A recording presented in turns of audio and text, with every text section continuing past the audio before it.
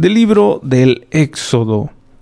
El día 15 del segundo mes después de salir de Egipto, toda la comunidad de Israel partió de Elim y llegó al desierto de Sin, entre Elim y el Sinaí.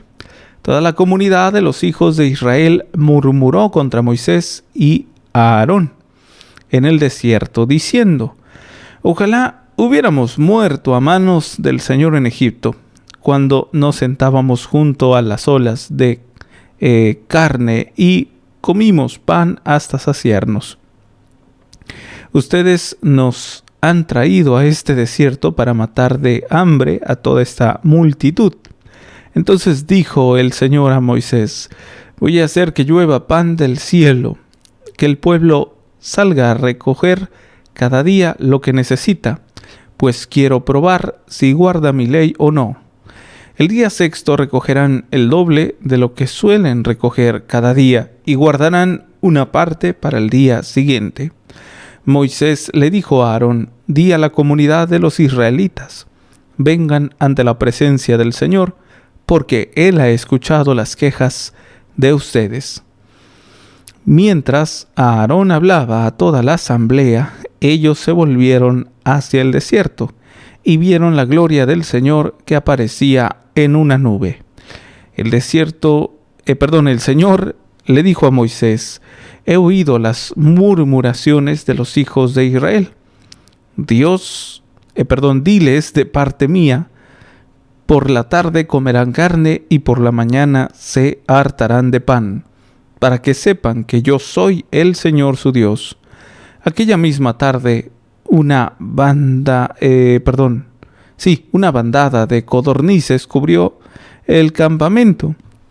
A la mañana siguiente había en torno a él una capa de rocío que, al evaporarse, dejó el suelo cubierto con una especie de polvo blanco, semejante a la escarcha. Al ver eso, los israelitas se dijeron unos a otros: Manohú, es decir, ¿qué es esto? Pues no sabían lo que era. Moisés les dijo: este es el pan que el Señor les da por alimento. Palabra de Dios, te alabamos, Señor. Muy bien, vamos a compartir esta reflexión de nuestros hermanos dominicos para poder meditar un poco acerca de esta primera lectura.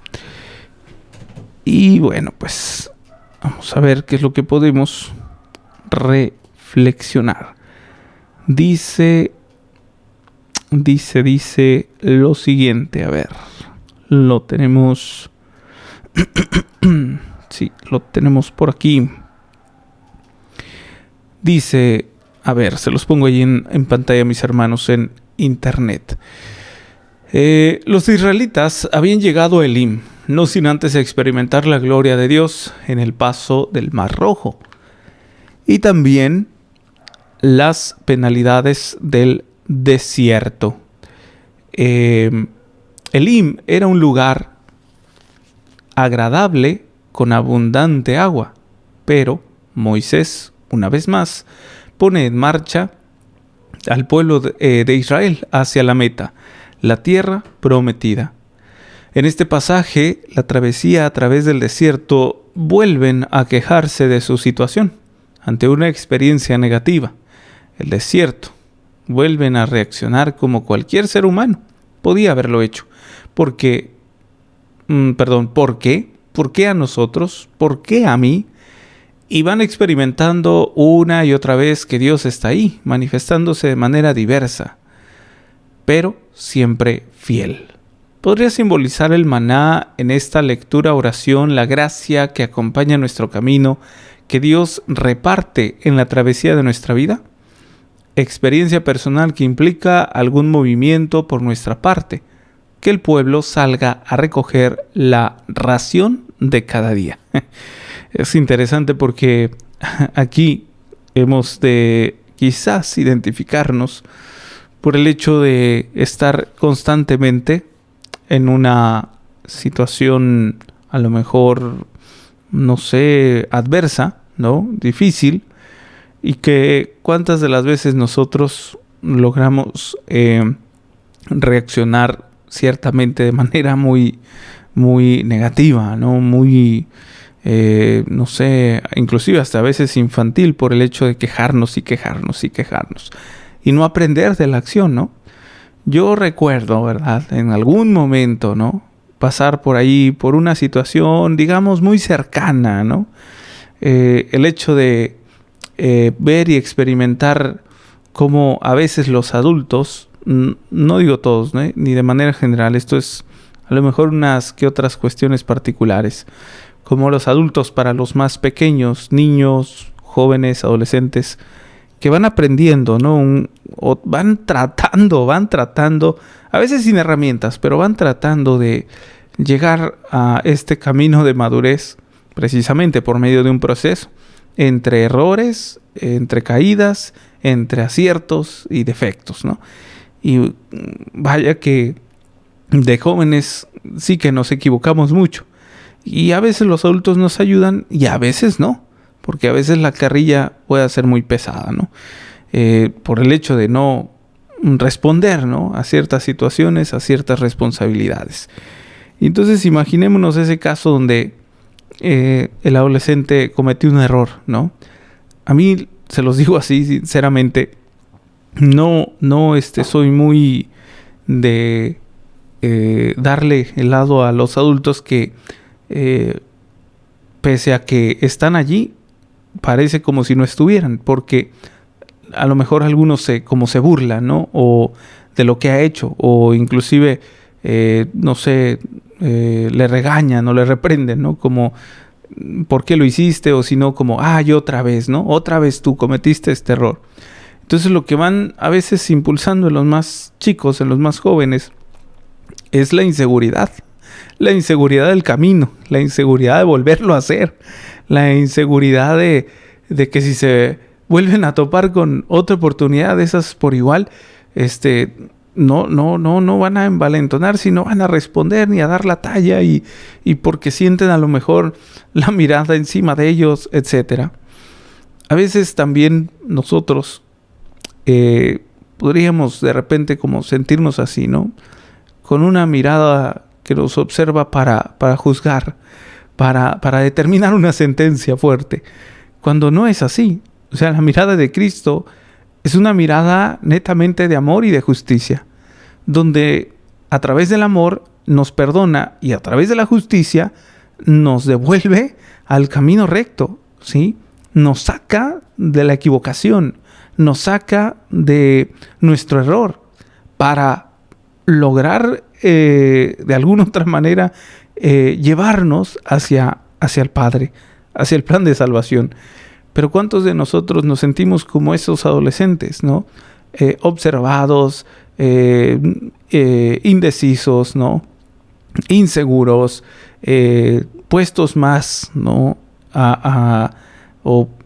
puestos más a las acechanzas del enemigo, porque normalmente le damos más peso al pecado que cometimos, al error que hemos hecho, a lo mal que nos hemos portado. Quizás le damos más peso a todos nuestros defectos, a nuestras debilidades, a los miedos, al pecado que no he sabido vencer, que no he sabido trabajar, cuando en realidad nuestra entera confianza debe estar en aquel que nos ha sacado una y mil veces. Diferente quizás del ser humano cuando trata de ayudar a alguien, a veces la paciencia se agota en el ser humano, pero en Dios no. En Dios simplemente hay una entrada renovada de oportunidades. Pero claro, no de que nos aplauda, ¿verdad?, nuestros errores, pero sí que la oportunidad de volver a estar, ¿no?, en el camino correcto, la hay siempre y cuando obviamente estemos en este sincero arrepentimiento, en esta respuesta de auténtica conversión. Pero es importante, ¿no?, reconocer primero que la mirada que Dios tiene para con nosotros no es una mirada que de alguna otra manera nos orille a caer en el miedo, en la incertidumbre. Es una mirada de amor, es una mirada que acoge, que captura nuestra atención. Es una mirada tan profunda para que nosotros le correspondamos abriéndonos de manera confiada, abriéndonos de manera interna y confiada, para que lo que hay adentro nos ayude a saber ordenarlo o a saber expulsar lo que no es precisamente o lo que no nos está ayudando a serle fieles, a continuar por el camino de la gracia, el camino de la perseverancia, el camino de la fidelidad. Es importante siempre reconocer a nuestro Dios como un Dios cercano, un Dios que comprende, un Dios que escucha. No por esto, vuelvo a repetir, lo confundamos con que, pues entonces me va a dar la palmadita y voy a seguir pecando. Pues no, mientras no haya un sincero arrepentimiento, pues no va a haber, ¿no?, este perdón ni esta sanación interior. Siempre cargaremos con la culpa. Y no es de que Él nos la dé, nosotros mismos, ¿no? Es que nos la ocasionamos porque no nos dejamos realmente sanear por Él, no nos dejamos acompañar por Él, porque preferimos la compañía del peso de la culpa, del pecado, del mismo enemigo, etcétera, ¿no? Entonces es importante reconocer aquí quién es aquel que me ha sacado de esta esclavitud. Y una vez reconociendo o conociendo quién es el que me ha sacado de la esclavitud, comprenderé de lo que es capaz. Comprenderé de lo que es capaz. Si muchos de nosotros hemos tenido a lo largo de nuestra vida, pues diferentes experiencias, ¿no?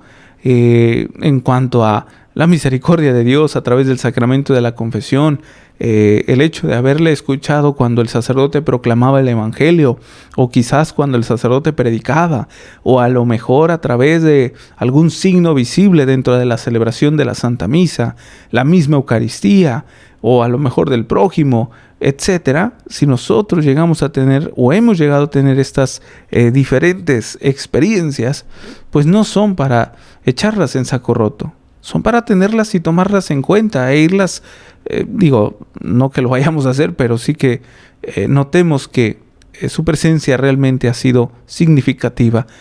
Iba a decir que la numeremos, ¿no? Que numeremos las veces que Dios ha estado con nosotros. Quizás pues nos faltaría hojas, ¿verdad? Nos faltaría hojas y hojas, porque pues Dios está siempre con nosotros. Y más reconociendo a este Dios que se ha hecho hombre para que nosotros tuviéramos esta apertura, porque por medio de esta segunda naturaleza que es el ser humano, de nuestro Señor Jesucristo, es que por ello el Señor nos comprende, es que por ello también hay una puerta de acceso por el cual nosotros nos podemos sentir comprendidos, nos podemos sentir acompañados y podemos sentirnos también escuchados. Ojalá que no echemos en saco roto esto, ni las diferentes y numerosas veces que el Señor ha hablado a nuestro corazón, insistiendo nuestro arrepentimiento, nuestra conversión auténtica. Vamos ahora con la lectura del Evangelio, no sin antes tomar un poco de agua. Ya ando un poquito seco. Muy bien, vamos, dice, aquí está. Dice, lectura del Santo Evangelio según San Mateo. Gloria a ti, Señor. Un día salió Jesús de la casa donde se hospedaba y se sentó a la orilla del mar. Se reunió en torno suyo tanta gente que él se vio obligado a subir a una barca donde se sentó. Mientras la gente permanecía en la orilla, entonces Jesús les habló de muchas cosas en parábolas y les dijo: una vez salió un sembrador a sembrar. Y al ir arrojando la semilla, los granos cayeron a lo largo del camino. Vieron los pájaros y se los comieron. Otros granos cayeron en terreno pedregoso, que tenía poca tierra. Allí germinaron pronto, porque la tierra no era gruesa. Pero cuando subió el sol, los brotes se marchitaron, y como no tenían raíces, se secaron. Otros cayeron entre espinos y cuando los espinos crecieron, sofocaron las plantitas.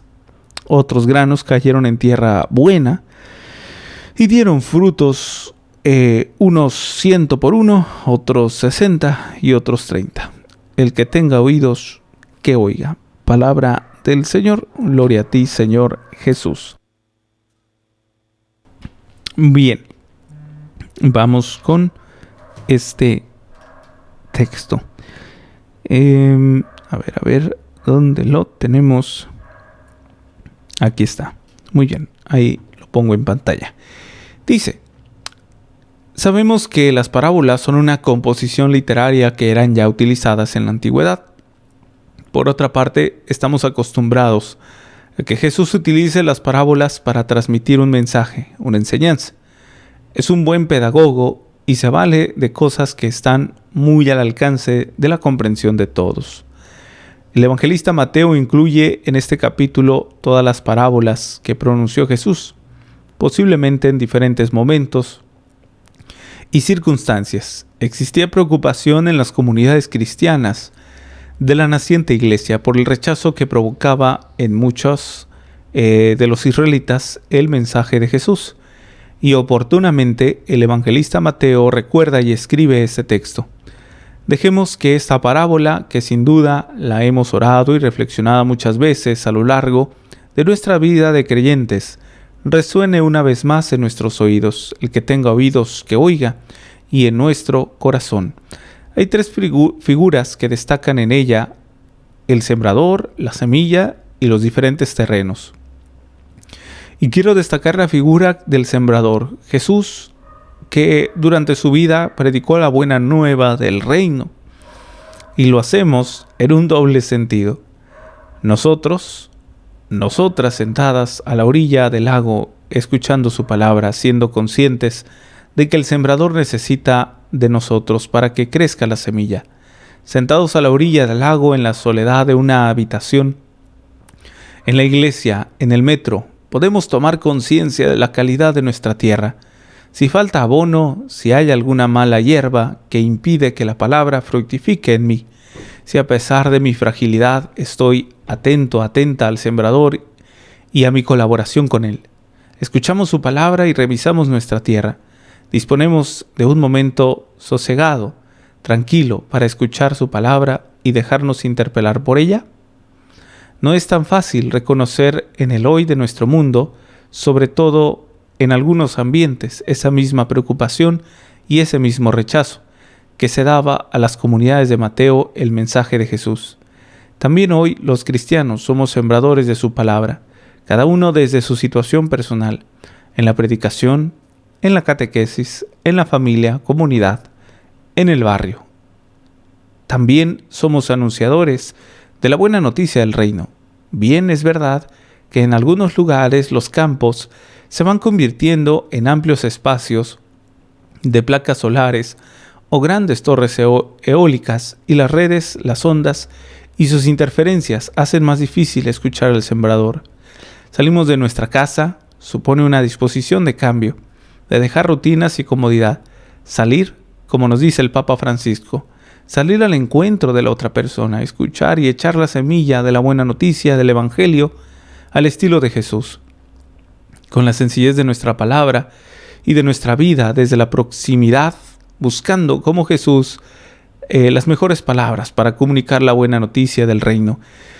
Y sobre todo con este convencimiento de que es la coherencia de nuestra vida, nuestro testimonio, nuestros gestos, lo que hace verdaderas nuestras palabras, tal y como aprendimos del Maestro.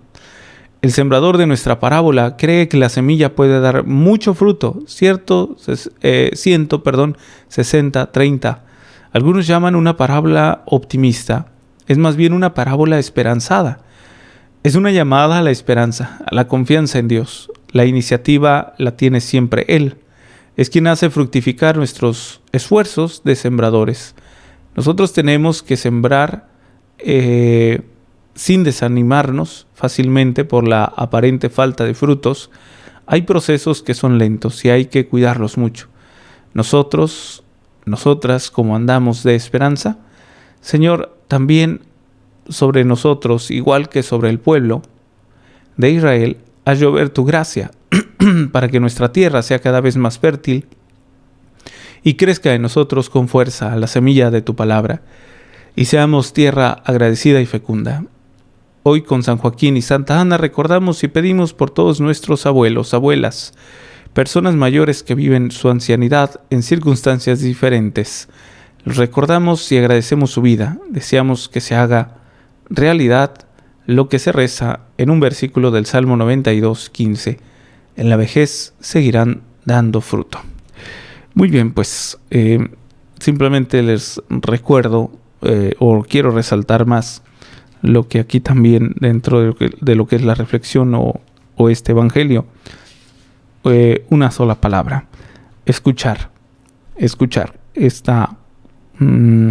Este acontecimiento, nos lo relata el evangelio, es dado por una circunstancia de significados. El maestro está sentado a la orilla del mar. Si tomamos el significado realmente, a lo mejor, no sé cómo se le llama, etimológico, ¿no?, de algunas palabras griegas, el hecho de sentarse, o la costumbre incluso de aquel entonces, el hecho de sentarse es un signo de maestro, ¿no? Es decir, es el que enseña, es el experto, es el maestro como tal, no con el nombre maestro como ahora lo entendemos, sino un de verdad maestro, alguien que sabe va a enseñar. Y ese es un signo tremendo, ¿no? El hecho de sentarse para pronunciar la palabra. También quienes le rodeaban, el hecho de rodearle, ¿no?, quienes estaban alrededor de él, escuchando lo que él estaba mencionando, es una postura de totalmente docilidad, de un alumno que de verdad escucha, que no obstruye la palabra, que no tergiversa el mensaje, sino que lo escucha con autenticidad, con apertura, con disponibilidad, con docilidad. ¿Para qué? No solamente para recibirlo, sino también para transmitirlo. Yo nada más les quisiera hacer ver ciertos aspectos que se dan dentro de nuestra vida cristiana y que no lo hemos sabido valorar. Y solamente uno, la celebración de la misa. ¿Cuántos de nosotros valoramos cada parte de la misa? Desde que inicia hasta que termina. El Señor habla siempre.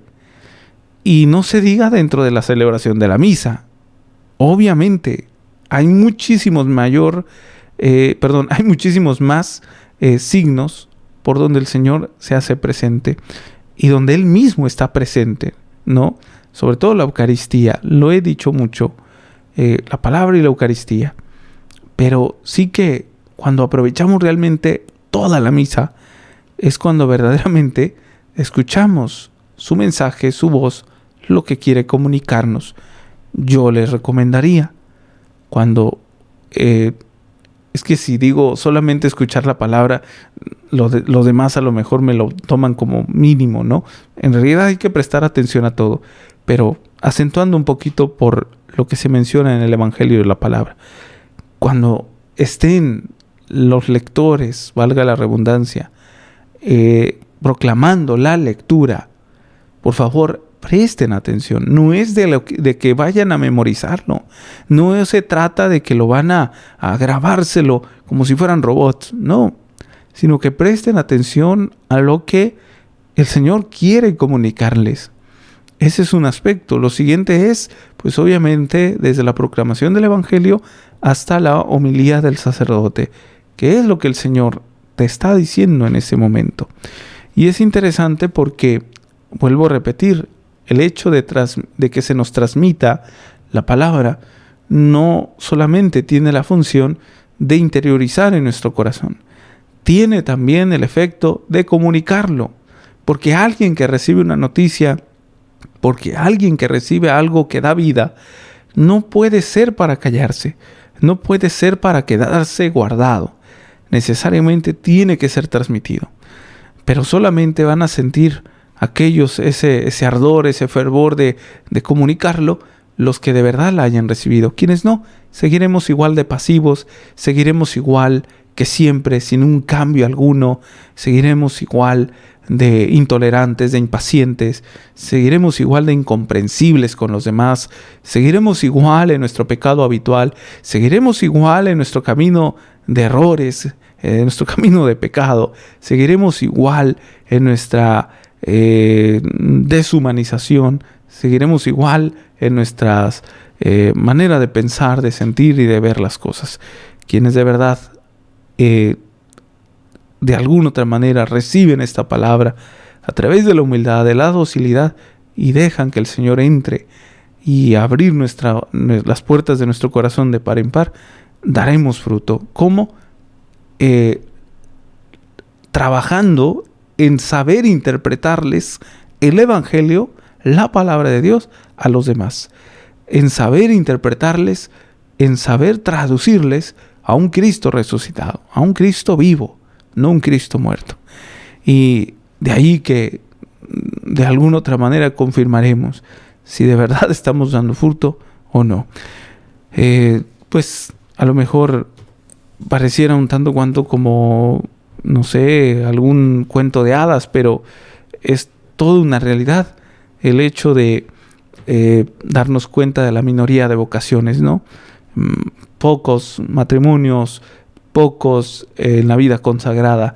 Eso es un indicio ya de que nos hace falta trabajar mucho desde nuestra persona hacia con los demás, tanto de manera particular como de manera en general para con los demás. Y esto precisamente es un problema que hoy vivimos por no saber recibir esta palabra y por no saber transmitirla.